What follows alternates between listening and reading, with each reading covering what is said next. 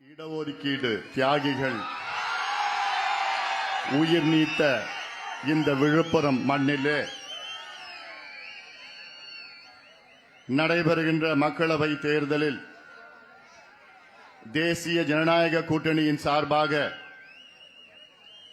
விழுப்புரம் நாடாளுமன்ற தொகுதியின் பாட்டாளி மக்கள் கட்சியின் வெற்றி வேட்பாளர்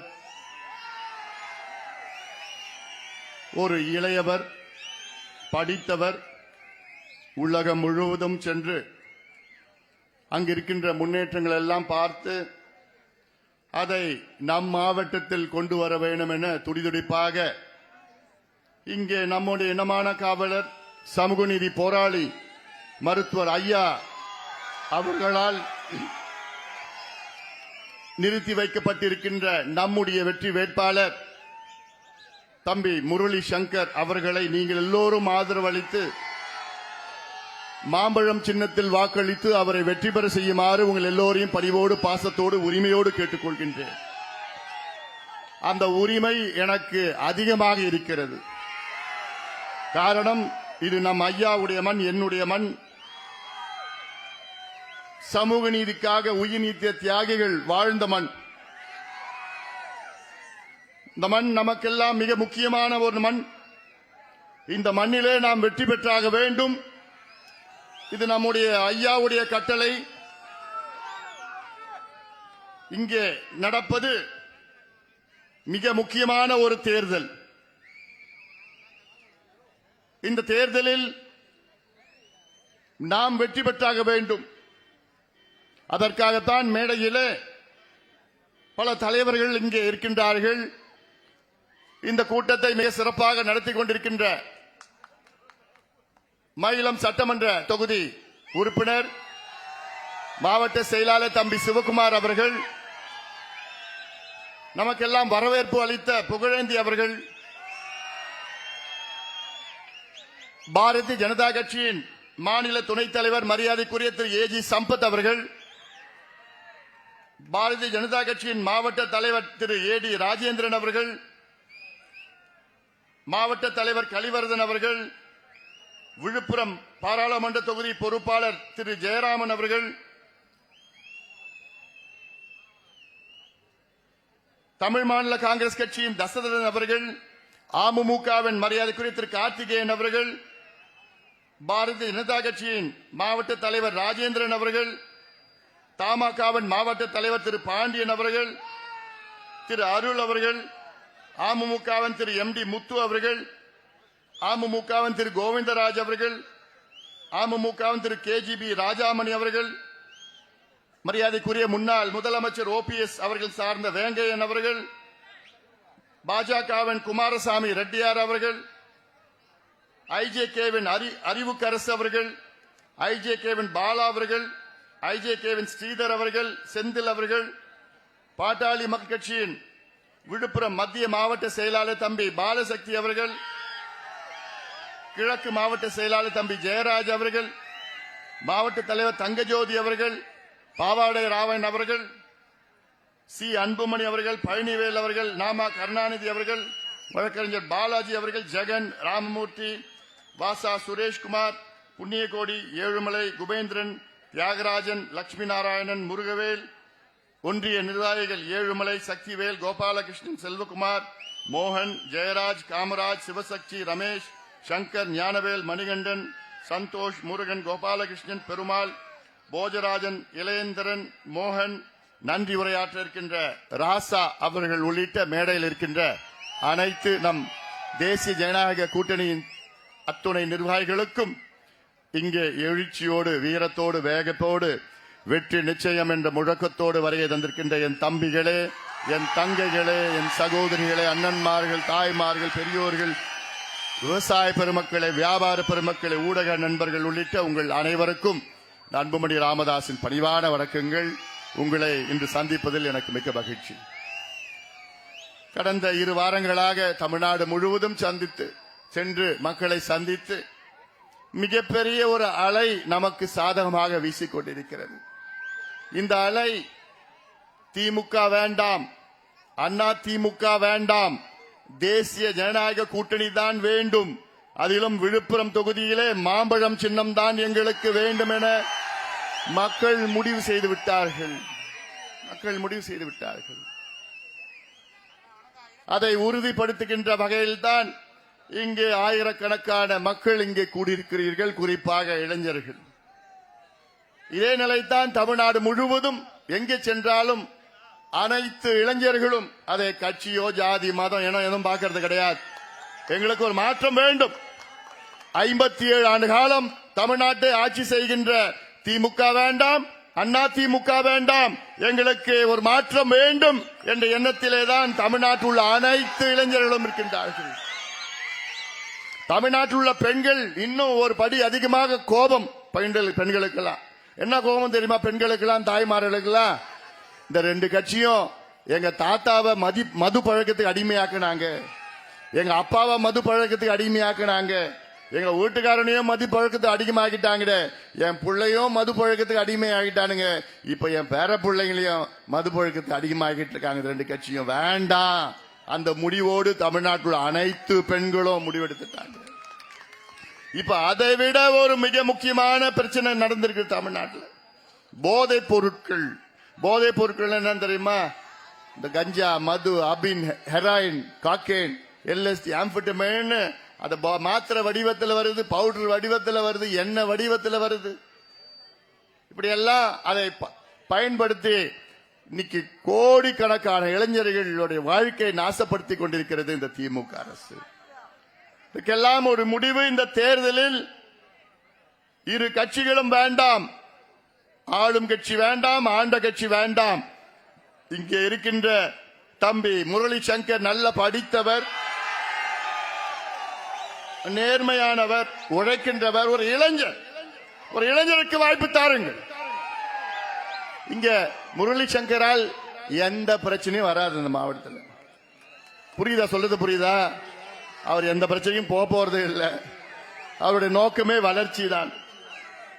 கடந்த நாடாளுமன்ற தேர்தலில் நீங்கள் எல்லாம் ஒரு தவறு செய்தீர்கள். நான் கொஞ்சம் அப்பப்போ தண்ணி குடிச்சிருக்கேன். தொண்டை எனக்கு சுத்தமா 3 நாளா தொண்டை போய்.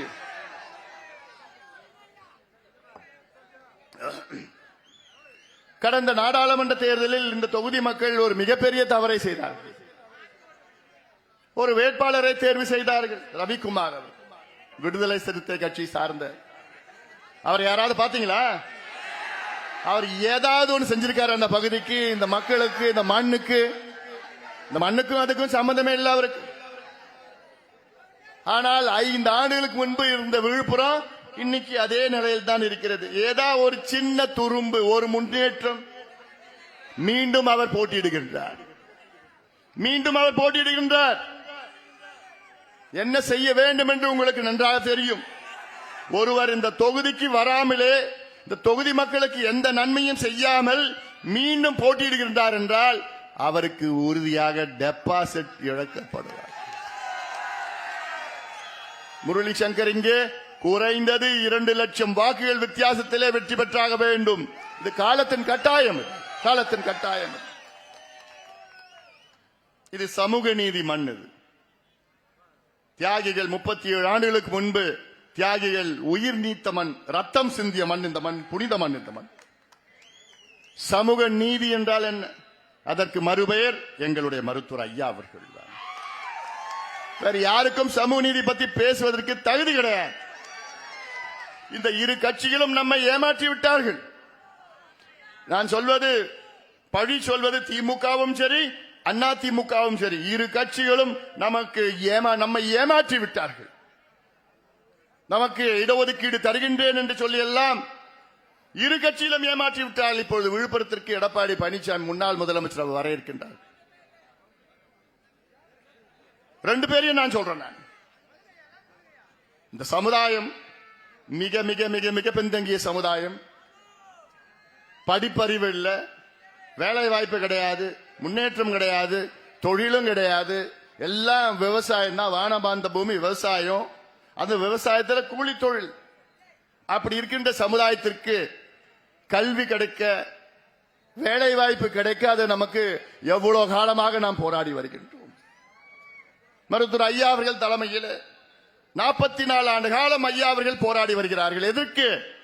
இந்த பிள்ளைங்களுக்கு கொஞ்சம் வேலை கொடுப்பா, இந்த பிள்ளைங்களை கொஞ்சம் படிக்க வைங்கப்பா, படிச்சு வேலைக்கு போனா அமைதியா நல்ல வளர்ச்சி அடைவாங்க. அதுதான், வேற என்ன காரணம்? இது ஓட்டுக்காகவோ தேர்தலுக்காகவோ அரசியலுக்காகவோ செய்யல. இதெல்லாம் நீங்க முன்னுக்கு வர வேண்டும் என்ற நோக்கத்திலே தான், அதிலே தான் தொடங்கியது, இந்த மண்ணிலே தொடங்கிய நம்முடைய போராட்டங்கள். திமுக கேட்டா இப்ப சமீபத்தில் தர்மபுரிக்கு விளையாட்டுத்துறை அமைச்சர், அவர் விளையாட்டு புள்ளையாவே இருக்கிறார். விளையாட்டுத்துறை அமைச்சர் விளையாட்டு புள்ளையா இருக்கிறார், அதுக்கு மேல வளர மாட்டார். தர்மபுரியில் வந்து பேசிட்டு போறார். என்னுடைய தந்தை முதலமைச்சர் அவர்கள் உறுதியாக வன்னியர்களுக்கு இடஒதுக்கீடு கொடுக்க சட்ட போராட்டம் நடத்துறாராம். ஏயா, உனக்கும் சட்டத்துக்கு என்ன சம்பந்தம் இருக்கு? உனக்கு சட்ட போராட்டம், அது முதலமைச்சர் எதுக்கு சட்ட போராட்டம் நடத்தணும்? கையெழுத்து போடணும், அவ்வளவுதான். கையெழுத்து போற அதிகாரம் உங்களுக்கு இருக்கிறது. 2 ஆண்டுகளுக்கு முன்பு உச்ச நீதிமன்றம் ஒரு மிகப்பெரிய ஒரு தீர்ப்பு கொடுத்திருக்கின்றார்கள். அந்த தீர்ப்பில் தமிழ்நாட்டில் வன்னியர்களுக்கு உள்ஒதுக்கீடு கொடுக்க எந்த தடையும் கிடையாது. தரவுகளை சேகரித்து நீங்கள் அதை நியாயப்படுத்தி உள்ஒதுக்கீடு கொடுக்கலாம் என்று உச்ச நீதிமன்றம் தீர்ப்பு வழங்கியிருக்கிறது. அதன் பிறகு உனக்கு என்ன சட்ட போராட்டம்? அதுக்கு பிறகு என்ன சட்டம் போராட்டம்? நீ கொடுத்துட்டு போக வேண்டியதானே?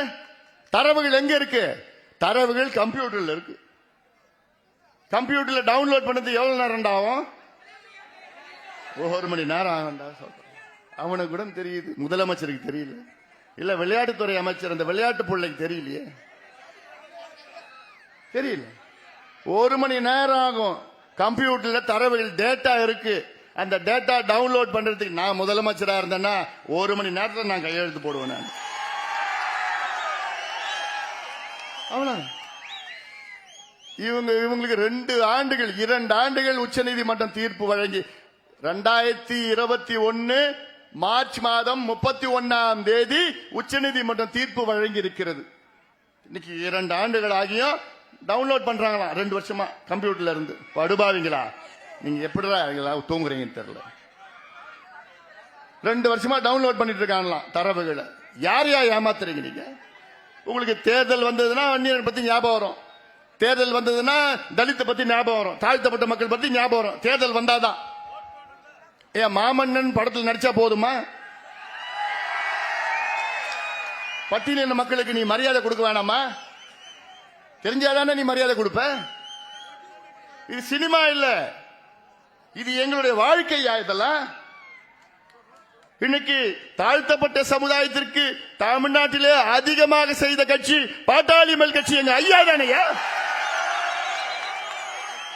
இது எங்கேயாவது ஒரு மேடை போடு, நான் வரேன், நானு பேச முடியுமா உங்களால? ஏன் இந்த தொகுதியில் நிக்கிற ரவிக்குமார் கட்சி, விடுதலை சிறுத்தை கட்சி, நான் கேட்கிறேன், ஸ்டாலின் அவர்கள் இந்த கட்சியை சார்ந்தவங்க எங்களுக்கு பொது தொகுதி ஒன்று வேணும்னு கேட்டாங்க. இல்ல இல்ல, உங்களுக்கு எல்லாம் நான் தலித்துக்கு நான் பொது தொகுதி கொடுக்க மாட்டேன், நான் ரிசர்வ் தொகுதி தான் நான் கொடுப்பேன்னு சொல்ற முதலமைச்சர் நீங்க வந்து பட்டியலின மக்களுக்கு நீங்க செஞ்சிருக்கீங்களா? நீங்க என்ன செஞ்சீங்க? எங்க கிட்ட பட்டியல கேளுங்க. எங்க கட்சிக்கு முதல் கிடைச்ச அமைச்சர் பதவி தலித் எழில்மலை தலித்து கொடுத்தையா. எங்க கட்சி கிடைத்த 2வது அமைச்சர் பதவி பொன்னுசாமி தலித்து கொடுத்தையா.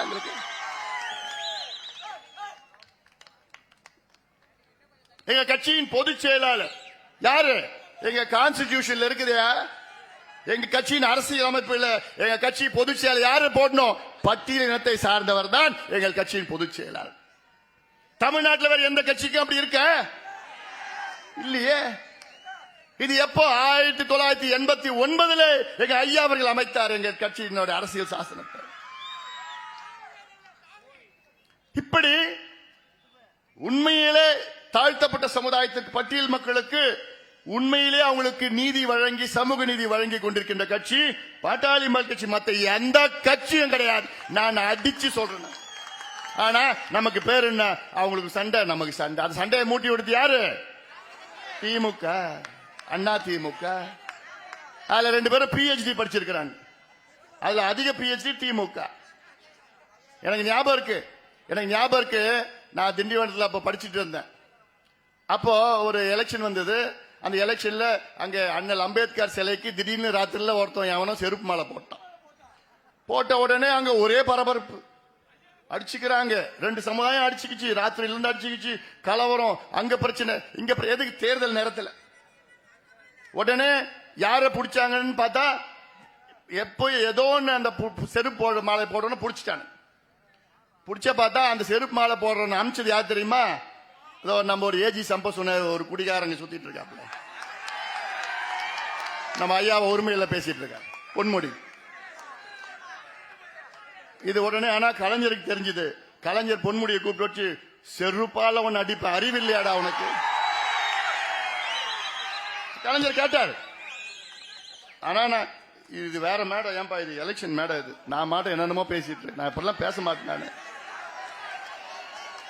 ஏன் எல்லாம் என் மண்ணு, இது என் மண்ணுல வந்து பேசினா எனக்கு வேற மாதிரி பேச தோணுது. எனக்கு நான் ஒரு 2 மணி நேரம் பேசுவேன். இது நடந்தது உள்ள எல்லா சமாச்சாரம் வெளியில கொண்டு வந்து வச்சுக்கோ, நாரி போயிடும். மயிறு இழையில ஜெயிலுக்குள்ள போகாம தப்பிச்சிட்டார். ஏய் ஜெயராஜ், ஏன் என்ன பாக்குற? அப்படி இப்பெல்லாம் பேச மாட்டேன். பெயில தான் இருக்காரு. இன்னும் என்னைக்காவது பெயில் கேன்சல் ஆச்சுன்னா உள்ள போயிடுவார். ஐயா பத்தி உரிமையில பேசுற அவனுக்கு என்ன ஆச்சு? அவனுக்கு ஏன் அமைச்சர் தானே நீல? 10 நாளுக்கு முன்பு சேலத்துல இந்தியா பிரதமர் நரேந்திர மோடி அவர்கள் நேரா வந்து மேடையில வந்து எங்க ஐயா கைய பிடிச்சி, எங்க ஐயாவை கட்டி பிடிச்சி, எங்க ஐயா ஷால் போட்டு இருக்காரு. பாரத பிரதமர் நரேந்திர மோடி மேடையில பேசுறாரு, தேசிய ஜனநாயக கூட்டணி இந்தியாவிலே மூத்த தலைவர் மருத்துவர் ஐயா என்று பேசுகிறார்கள். ஐயாவுடைய அனுபவம், அன்புமணி ராமதாசுடைய திறமை தமிழ்நாட்டுக்கு, இந்தியாவுக்கு தேவை என்று பிரதமர் அவர்கள் பேசுகிறார்கள். நீ தேர்தல் பிரச்சார தள்ளாடிட்டு நீ ஐயா உரிமையில பேசிட்டு இருக்க. என்ன நடக்குது? எனக்கு தெரியாதம்மா என்ன பண்ணிட்டு இருக்கேன்னு சொல்லிட்டு நான் கேட்கிறேன் முதலமைச்சர் ஸ்டாலின் அவர்களே. அதாவது நாங்க எங்க 2016 தேர்தல் வாக்குறுதி கொடுத்தோம். 2016 மாற்ற முன்னேற்றம் அப்ப போட்டியிட்டோம். அப்ப வாக்குறுதி என்ன கொடுத்தோம்? தமிழ்நாட்டில் ஒரு முதலமைச்சர், 2 துணை முதலமைச்சர்கள். அந்த 2 துணை முதலமைச்சர், ஒரு முதலமைச்சர் தாழ்த்தப்பட்ட சமுதாயத்தை சார்ந்த ஒரு துணை முதலமைச்சர் நாங்க வாக்குறுதி கொடுத்தோம். உங்களால கொடுக்க முடியுமாயா? தமிழ்நாட்டில் எந்த கட்சியால கொடுக்க முடியுமாயா? நாங்க கொடுக்கிறோம். நான் கொடுக்கறது மட்டும் இல்ல, செஞ்சு காட்டிருக்கிறோம். நாங்க முதல் அமைச்சர் யாரு கொடுத்துருக்கோம்? தலித் ஏழ்மலை கொடுத்திருக்கிறோம். திமுக பாரம்பரியம் சொல்லிட்டு இருக்கிறிய. எப்பயா நீ மத்தியில் அமைச்சர் நீ தலித்துக்கு கொடுத்த? நீ திமுக கேட்கிறேன், நீங்க தலித்துக்கு மத்தியில் அமைச்சர் எப்ப கொடுத்தீங்க?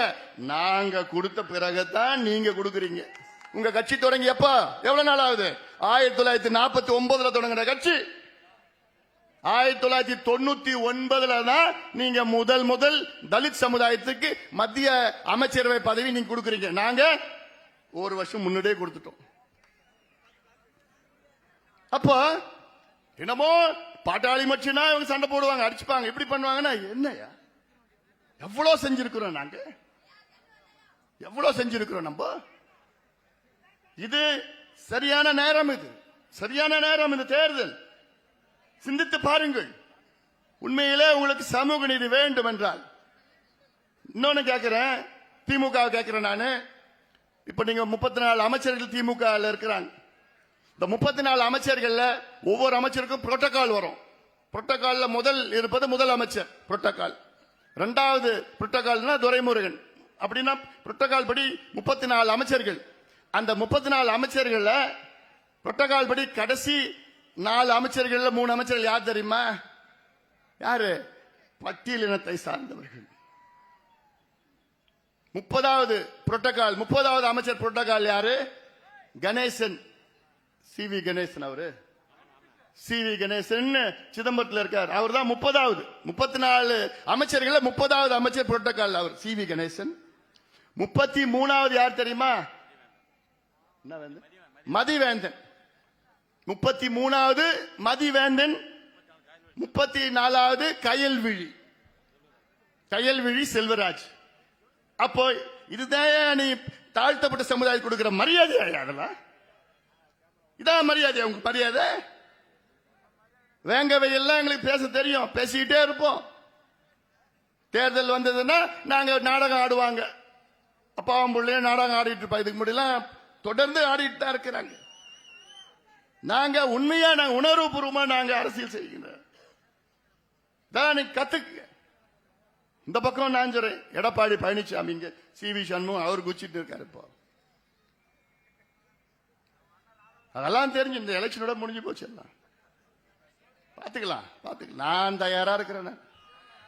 போதும்பா இவங்க எல்லாம் ஆட்சியை கொடுத்து இவங்களுக்கு காவடி தூக்கிட்டு இவங்களை தோல்ல சுமந்ததெல்லாம் போதும். இல்ல அதனாலதான் வெறுப்புல இருக்கிறேன். நான் வெறுப்புல இருக்கிறேன்.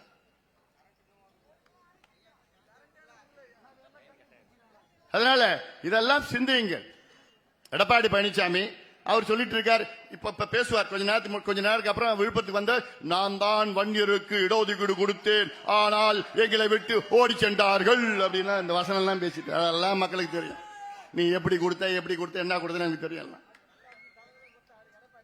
நாங்க மட்டும் உங்க கூட 2019 ஆட்சியில வரலன்னா இந்நேரம் அன்னைக்கே உங்க ஆட்சி இழந்திருக்கும். அன்னைக்கே நீங்க வீட்டுக்கு போயிருப்பீங்க. எங்களாலதான் 2 ஆண்டு காலம் நீங்கள் முதலமைச்சராக தொடர்ந்தீர்கள். தொடர்ந்து 2 ஆண்டு காலம். அப்போ எங்க ஐயா உங்களை 3 முறை நேரில் வந்து சந்திச்சார்ல. நான் உங்களை 4 முறை வந்து சந்திச்சேன். எங்க கட்சியை சார்ந்தவர்கள் எல்லாம் சந்திச்சாங்க. எதுக்கு? இடஒதுக்கீடு கொடுங்க. உங்க கூட நாங்க கூட்டணி 2019 சேர்றப்போ 10 கோரிக்கைகளை கொடுத்துதான் சேர்ந்தோம். அதுல முதல் கோரிக்கை என்ன? வன்னியர்களுக்கு தனி ஒதுக்கீடு. 2வது கோரிக்கை என்ன? சாதிவாரி கணக்கெடுப்பு நடத்து. அடுத்தது தமிழ்நாட்டில் உள்ள ஆறுகளில் தடுப்பணையை கட்டு. அடுத்த கோரிக்கை என்ன? டாஸ்மாக் கடையை மூடு. இப்படி பல கோரிக்கைகள் தானே கொடுத்தோம். அதுல என்ன கோரிக்கை நீங்க நிறைவேற்றினீங்க? 2 ஆண்டு கால முதலமைச்சரா இருந்தீங்களே, அப்ப ஏன் நீங்க வன்னியர்களுக்கு ஒதுக்கீடு கொடுக்கல? கடைசி நிமிஷத்துல அதுல எப்படி கொடுத்தாருன்னு தெரியல உங்களுக்கு. பல முறை சொல்லிட்டேன் நான். கடைசி நாள் அப்புறம் ஐயாவை சொல்லிட்டார், இந்த தேர்தலில் பாருப்பா நானும் ஐயாவும் பேசிக்கிட்டோம்.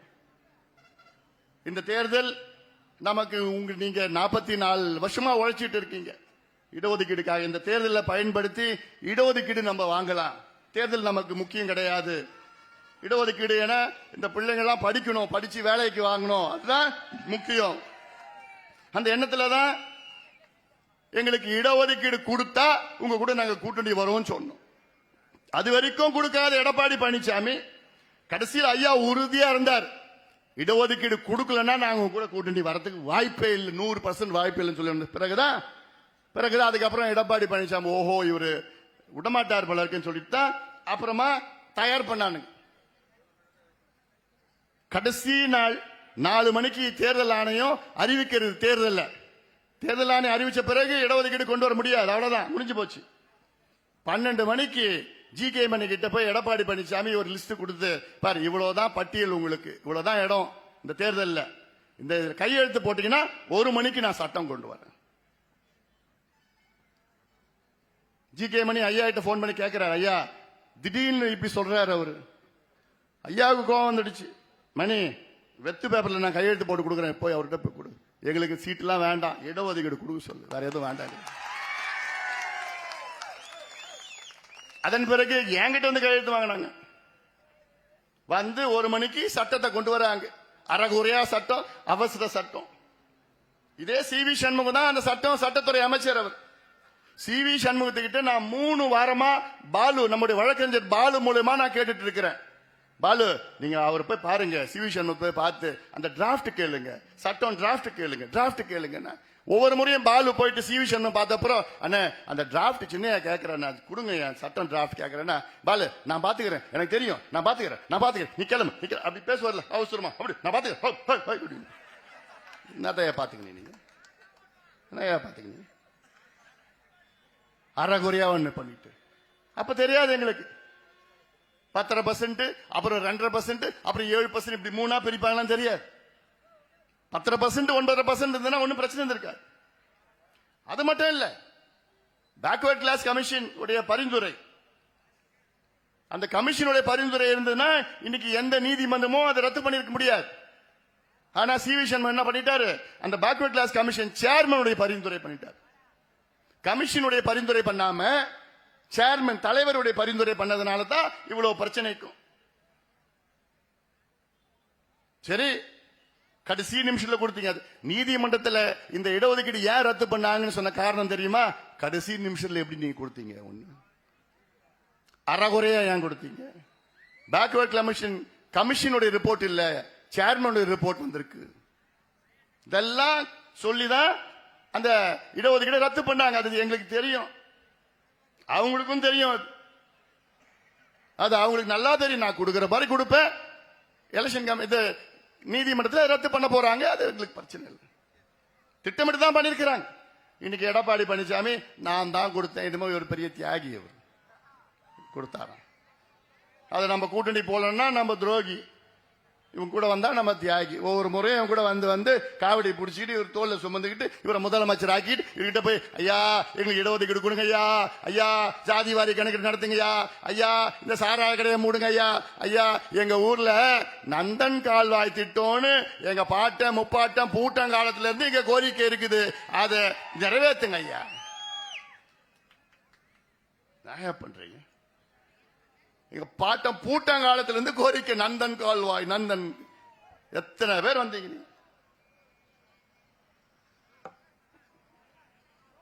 இப்படி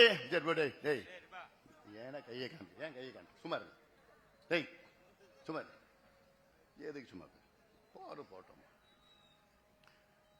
இதை அதை சிந்திங்க. கேட்கிற எடப்பாடி பழனிசாமி அவர்களே, ஏன் இன்னைக்கு விழுப்புரம் கூட்டத்துக்கு நீங்க வரீங்க? இன்னைக்கு உங்களால பேச முடியுமா? வன்னியர்களுக்கு உள் ஒதுக்கீடு திமுக அரசு கொடுக்க வேண்டும் என்று உங்களால பேச தைரியம் இருக்கா? பேச மாட்டார். ஏன்னா அவருக்கெல்லாம் மனசுல கொடுக்கல, சும்மா ஏதோ கூட்டணி ஜெயிக்கணும், ஜெயிச்சதுக்கு அப்புறம் ஏமாத்து. சரி, எடப்பாடி பழனிசாமி விட்டுடு, ஏன் சி.வி. சண்முகம் பேச சொல்லிட்டு இதுவரைக்கும் பேசியிருக்காரா?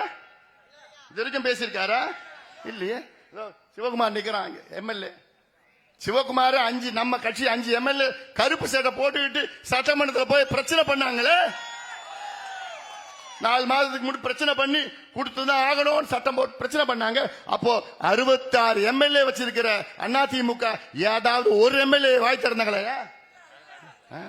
அப்புறம் 66 எம்எல்ஏ வச்சிருக்காங்க அதிமுக, ஒரு எம்எல்ஏ வாய் திறந்து இதுல வன்னியர்களுக்கு உள்ஒதுக்கீடு கொடுக்கணும் ஒரு எம்எல்ஏ வாய் திறந்தாங்களா? பிறகு எந்த தைரியத்துல வந்து ஓட்டு கேட்கிற நீங்க? எந்த தைரியத்துல கேட்கறீங்க? வந்து எந்த தைரியத்துல எங்களை பத்தி நீ பேசுற? எங்களை பத்தி பேசுறது கூட உங்களுக்கு தகுதி கிடையாது. இதெல்லாம் புரிஞ்சுக்கணும், சமுதாயம் புரிஞ்சுக்கணும், புரிந்துகொள்ளும். ஏன்னா இந்த 2 கட்சியும் அவ்வளவுதான். இந்த 2 கட்சியும் இந்த 2 பெரிய சமுதாயத்தை பயன்படுத்தணும். இந்த 2 பெரிய சமுதாயம் ஓட்டுக்காக கொடி பிடிக்கணும், கோஷம் போட்டு ஓட்டு போடணும், அவ்வளவுதான். இந்த 2 சமுதாயத்தை முன்னேற்ற விட மாட்டாங்க, 2 பேரும் விட மாட்டாங்க. அதனால்தான் நான் சொல்லியிருக்கிறேன், இந்த முடிவு எடுத்திருக்கிறோம். போதும்பா, 2 பேரும் ஆண்டது போதும். இவர்களுக்கு நிர்வாகம்னா என்னன்னு தெரியாது. 2 கட்சியும் இன்னைக்கு செய்யறது வியாபாரம் செஞ்சிட்டு இருக்கிறாங்க, நிர்வாகம் தெரியல. இல்லைன்னா இன்னைக்கு தமிழ்நாடு, அதாவது 3 ஆண்டுகளுக்கு முன்பு திமுக ஆட்சிக்கு வருகின்ற நேரத்தில் தமிழ்நாட்டினுடைய மொத்தம் கடன், நேரடி கடன் 4 லட்சம் கோடி. நினைச்சு பாருங்க, இதெல்லாம் தமிழ்நாட்டோட மொத்தம் கடன் 4 லட்சம் கோடி திமுக ஆட்சிக்கு வருவதற்கு முன். இன்னைக்கு இந்த 3 ஆண்டுகளில் தமிழ்நாட்டுடைய நேரடி கடன் 8.5 லட்சம் கோடி. நினைச்சு பாருங்க, 8.5 லட்சம் கோடி. இந்த 3 ஆண்டுகளில் 4.5 லட்சம் கோடி தமிழக அரசு கடன் வாங்கியிருக்கிறாங்க. அதற்கு முன்பு கிட்டத்தட்ட சுதந்திரத்துல இருந்து 2021 வரைக்கும் 4 லட்சம் கோடி தமிழ்நாட்டுடைய மொத்த கடன் இல்ல, நேரடி கடன். இதுல போக்குவரத்து துறை, மின்சாரத்துறை, பொதுத்துறை, அந்த கடன் இந்த கடன், அது 5,10,000 கோடி கடன். ஆக மொத்தம் இன்னைக்கு தமிழ்நாட்டுடைய மொத்த கடன் 13 லட்சம் கோடி கடன்ல இருக்கு. தமிழ்நாடு தத்தளிச்சிட்டு இருக்கு.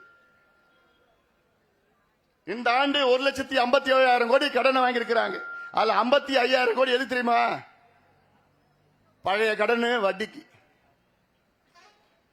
எப்படி வட்டி கட்டுறதுக்கு? எப்படி கடனை வாங்கி வட்டி கட்டுறானுங்க. இதுதான் இவங்களுடைய நிர்வாகம், இதுதான் இவங்களுடைய நிர்வாக திறமை. எந்த திறமையும் கிடையாது, எந்த கத்திரிக்காயும் கிடையாது, ஏதும் தெரியாது இவங்களுக்கு. கொள்ள அடிக்கணும். பிடபிள்யூடி 25% கமிஷன், ஹைவேஸ் 22% கமிஷன், எல்லா துறைகளிலும் கமிஷன் கொடுத்தாதான் இது ஒரு நிர்வாகம். ஐயா அதெல்லாம் ஏன் உங்களுக்கு அழுத்து போல? நீங்களா தமிழக மக்கள் அழுத்து போலையா? மாத்தி மாத்தி இவங்க 2 பேரும் வந்து ஏதாவது நல்லது செஞ்சாலும் பரவாயில்ல, நாசப்படுத்தி தலைமுறையா நாசப்படுத்திட்டு இருக்கிறாங்க. அந்த மாற்றம் வர வேண்டும் நோக்கத்திலே தான் ஐயா இந்த முடிவு எடுத்திருக்கிறோம். 2 கட்சியும் வேண்டாயா, ஒதுக்குங்க. 2 கட்சியும் போதும், இவர்கள் ஆண்டது போதும் என்று ஒதுக்குகின்ற நேரம் வந்து விட்டது. நேரம் வந்துடுச்சு. அதை சிந்தியுங்கள். மீண்டும் சொல்றேன், கடந்த நாடாளுமன்ற தேர்தலில் இந்த தொகுதி மக்கள் மிகப்பெரிய தவறை செய்திருக்கிறீர்கள். உங்களை பார்க்காத, உங்களை கண்டுகொள்ளாத ஒரு நபரை நீங்கள் தேர்வு செய்தீர்கள், ரவிக்குமார். மீண்டும் தப்ப செய்யாதீங்க. எங்க கிட்ட ஒரு நல்ல துடிதுடிப்பான ஒரு இளைஞன் நீங்க நிக்கிறான் பார், முரளி சங்கர், MBA படிச்சிருக்கிறார்.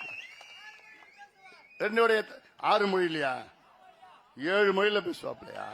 ஏன்டா 6 மொழி? பேசுறது மட்டும் கிடையாது, செயல்படுத்துவார்கள். செயல்பட்டு வேகமா சுறுசுறுப்பா உங்களுக்கு எல்லாம் நல்ல திட்டங்களை கொண்டு வருவார். அதை நானும் தம்பி முரளி சங்கர் அவரும் இணைந்து இந்த விழுப்புரம் தொகுதியை நாங்கள் மேம்படுத்துவோம்.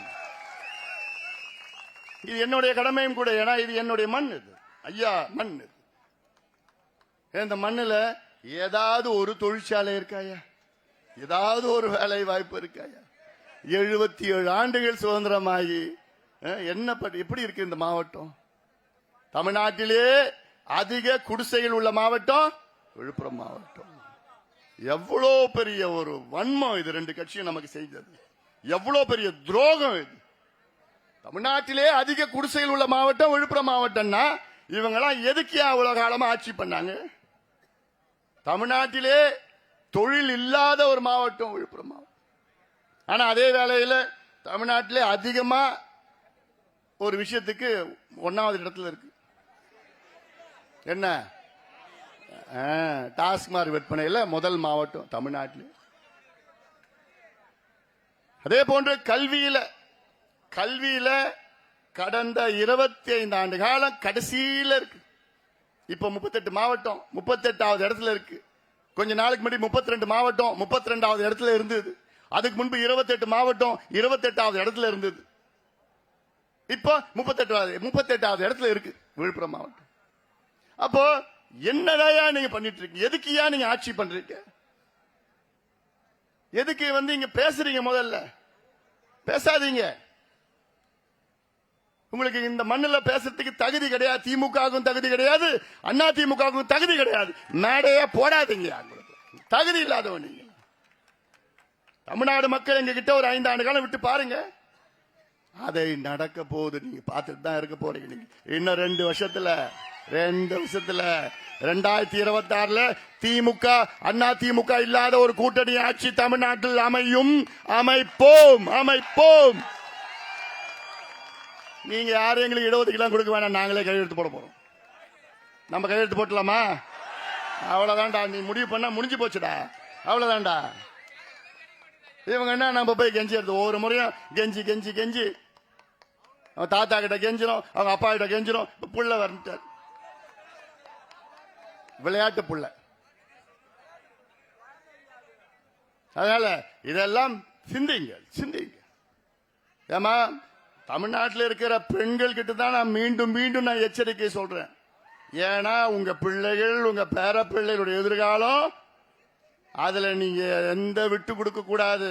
இது ரொம்ப ரொம்ப முக்கியமான செய்தி நான் சொல்லிட்டு வரேன். நான் ஏன்னா உங்களுடைய எதிர்காலமே இந்த தேர்தலில் இருக்கிறது. இந்த தேர்தலில் இந்த ரெண்டு கட்சிக்கும் நீங்க தோல்வியை கொடுக்கணும். திமுகவுக்கும் சரி அண்ணா திமுகவும் சரி நீங்க தோல்வியை கொடுத்தாக வேண்டும்.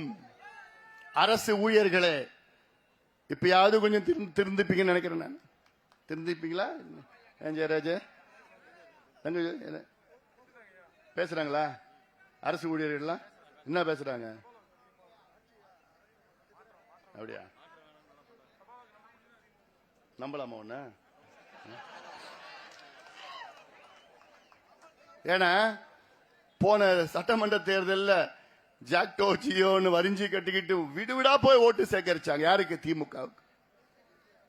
ஆனா அன்னைக்கு இருந்த நிலை வேற. அன்னைக்கு என்னன்னா எடப்பாடி பழனிசாமி அவங்களுக்கு பழைய ஓய்வூதிய திட்டத்தை கொண்டு வரல, அறிவிக்கல, கொடுக்கல. சரி பரவாயில்ல. ஆனா இன்னைக்கு திமுக நாங்கள் ஆட்சிக்கு வந்து எத்தனையோ 550 வாக்குறுதிகள் கொடுத்தாங்க.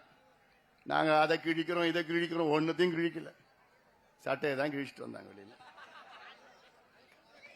அதனால இதெல்லாம் 550 வாக்குறுதிகள். அதுல ஒண்ணு முக்கியமானது என்ன? நாங்கள் ஆட்சிக்கு வந்தவுடன் தமிழ்நாட்டில் அரசு ஊழியர்களுக்கும் ஆசிரியர்களுக்கும் பழைய ஓய்வூதிய திட்டத்தை நாங்கள் கொண்டு வருவோம். அது எவ்வளவு வாக்குறுதி இருக்கு. அதை பத்தி பேசணும்னா எனக்கு 1 மணி நேரம் ஆகும். அடுத்து நான் செஞ்சிக்கு போனோம். அங்க என்னோட இன்னொரு தம்பி கணேஷ்குமார் அங்க போட்டிடுறான், ஆரணையில் இருக்கிறான். முடிச்சுட்டு நான் கிளம்பணும், வேகமா போனோம் அங்க. அப்படி 3 ஆண்டுகள் ஆகியும் இன்னும் அரசு ஊழியர்களுக்கு பழைய ஓய்வூதியத்தை திமுக அரசு கொண்டு வரவில்லை. ஆனா இதே 3 ஆண்டு காலத்தில் இந்தியாவில் உள்ள 7 மாநிலங்கள், ராஜஸ்தான்ல இருந்து சத்தீஸ்கர், இந்த மாதிரி 7 மாநிலங்கள்ல பழைய ஓய்வூதிய திட்டத்தை அரசு ஊழியர்களுக்கு அந்தந்த மாநில அரசுகள் அறிவித்திருக்கின்றார்கள். ஏன் அவங்களாம் அறிவிக்கிறப்போ உங்களுக்கு எங்கேயா போச்சு? உங்களுக்கு ஏன் கொண்டு வர முடியல? நீங்க கொடுத்த வாக்குறுதி தானே, உங்களை நம்பி தானே இவங்க ஓட்டு போட்டாங்க. அதனால் அரசு ஊழியர்களே இதெல்லாம் சிந்திங்க. சிந்தித்து இந்த திமுகவுக்கு நீங்க தோல்வியை கொடுத்தாதான், அந்த பயத்துல தான் ஸ்டாலின் உடனடியாக உங்களுக்கு கையெழுத்து போடுவார் இந்த தேர்தல் முடிச்ச உடனே. மாறாக வேற விதமா போயிடுச்சுன்னா உங்களுக்கு ஓய்வூதியம் பழசு கிடைக்கவே கிடைக்காது. நாங்க தான் வந்து போடணும். உங்களுக்கு 26ல நாங்க தான் வந்து போடணும். உடனே கிடைக்கணும்னா இந்த தேர்தலில் திமுக தோல்வி அடைஞ்சாக வேண்டும். தேசிய ஜனநாயக கூட்டணி வெற்றி பெற்றாக வேண்டும். எங்கள் கூட்டணி வெற்றி பெற்றாக வேண்டும். கொடுங்க, எங்களுக்கு வெற்றி கொடுங்க. உங்க வாழ்க்கையை நினைச்சு பாருங்க, உங்க வாழ்க்கை தரத்தை நினைச்சு பாருங்க. நீங்க 2 கட்சிக்கு மாத்தி மாத்தி வாய்ப்பு கொடுத்துட்டீங்க. கொடுக்கலனாலும் பரவாயில்ல, மாத்தி மாத்தி கொடுத்தீங்க, மாத்தி மாத்தி கொடுத்தீங்க.